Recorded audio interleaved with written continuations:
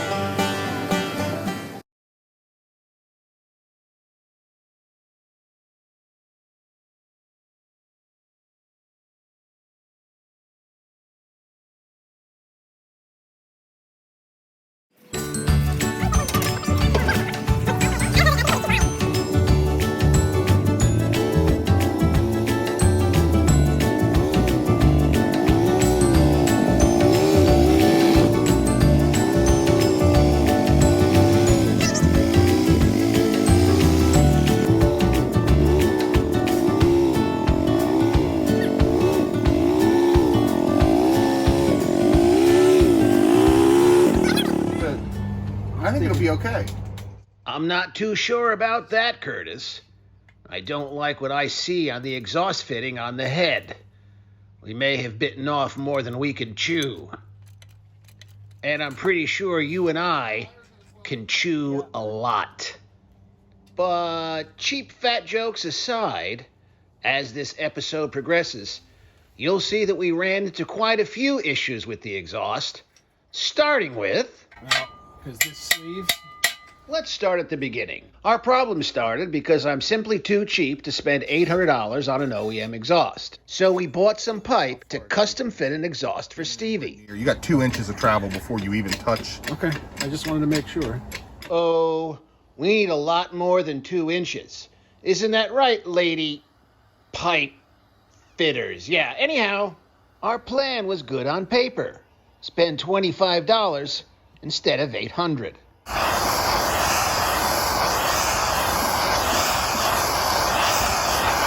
But just like Mike Tyson says, all plans change once you get punched in the mouth. And while I didn't exactly get punched, it sure felt like one. Our plan was falling apart. So the problem we're running into is the exhaust that we bought was a little too thick to bend well in our bender, and you can see it's starting to dimple and egg. If we went further than that, we'd wind up breaking the pipe.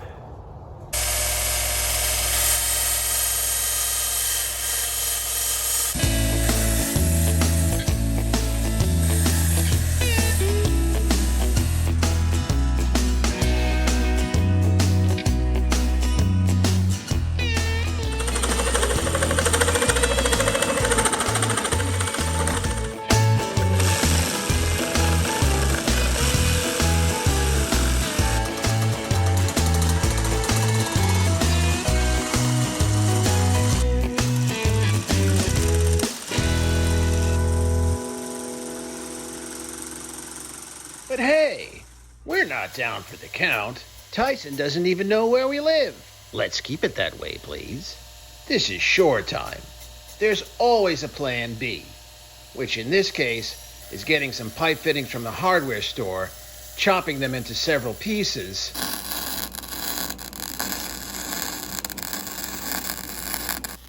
and welding them back together.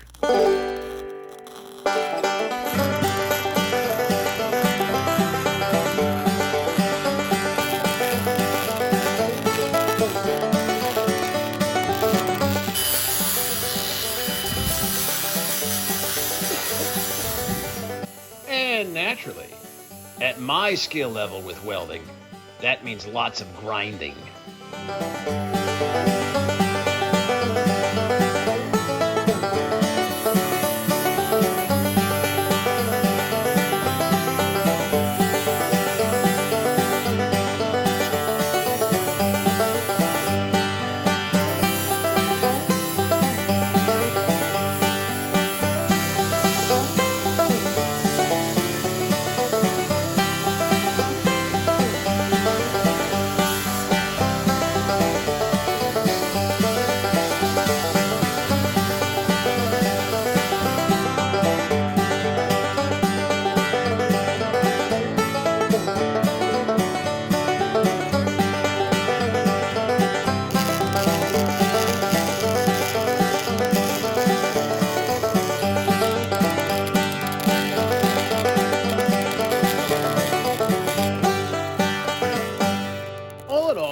out pretty well. We took two 90 pieces, cut them into 345s, added a little bit of straight pipe, and made a completely custom exhaust for Stevie. As far as the cost benefit, it took us about 4 to 6 hours. I can't be completely sure. So we kind of lost money, but we didn't charge ourselves. So I'm okay.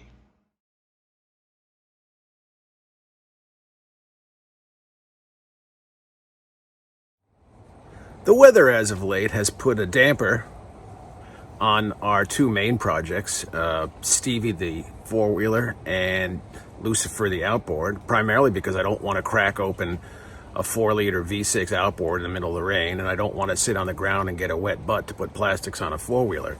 So luckily we have a few projects going on, and we're bumping up the go-kart Coleman engine to the front. You might recall Jezebel's original engine. Once we got her back together, we simply didn't like the way she ran and decided the fix was probably major surgery. We planned on a complete rebuild, but decided to start with a Stage 2 kit, planning for the eventuality of a crank replacement and piston replacement as well. Aren't we putting in new bearings? We're putting in a whole new rod. I'm just saying, overall health of the engine, so far everything looks pretty good. I mean, I'm not seeing, I was initially concerned about all the flakes in there. But in taking these things out, I mean, it looks pretty healthy. Yes, you heard that right. We actually got some good news for a change. After removing the piston arm and finding the good news, we proceeded with the next step, deleting that governor, the one that limits speed to 18 miles an hour. No bueno, at least not for short time. Initially, we had a few issues getting rid of her. I was actually prepared to drill it out, but eventually... Success.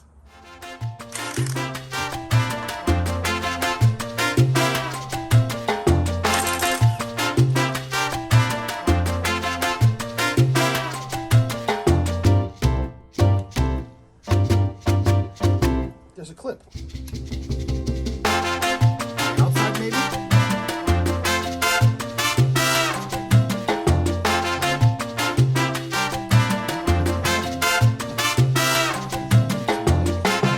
Now that she's completely broken down, we've got to figure out what we're going to reuse. But what we are reusing has to be cleaned. And remember, folks, be careful what chemicals you use. It said you can clean brake rotors with it. I believe it. I'm getting high. As you might have guessed, we're reusing the piston and the crank. But since we deleted the governor, we have to tap the holes that held it in place and install a bolt to keep it from leaking. Before it's said and done, we will have deleted the governor, replaced the piston arm, installed an oversized cam, put on a header, put in heavy-duty valve springs, in this case, 22 pounds. Let's not forget that new Mikuni carburetor, and of course, put in a billet flywheel.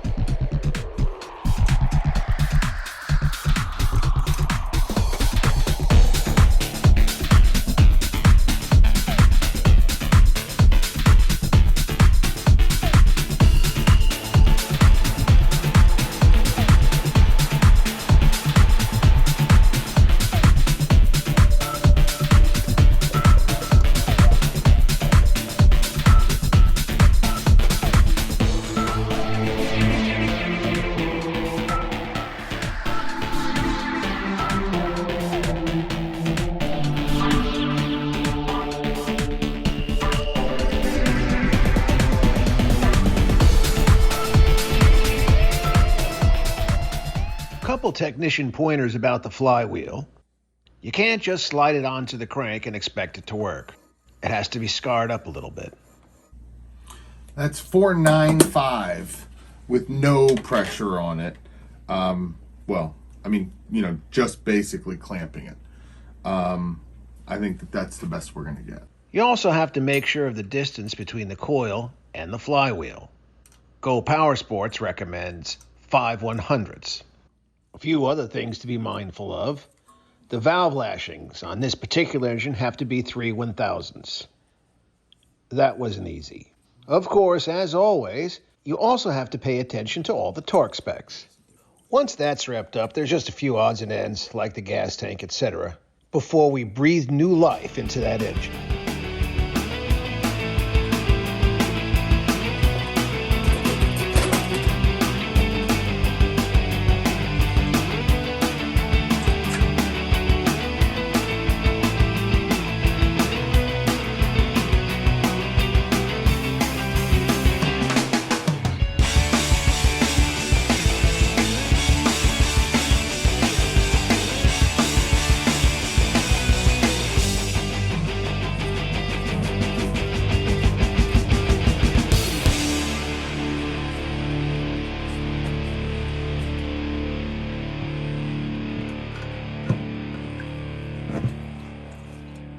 Which brings us exactly where we wanted to be with this engine. A brand new start. But while the engine has a brand new start, this episode is over. Like, subscribe, and get notified, please.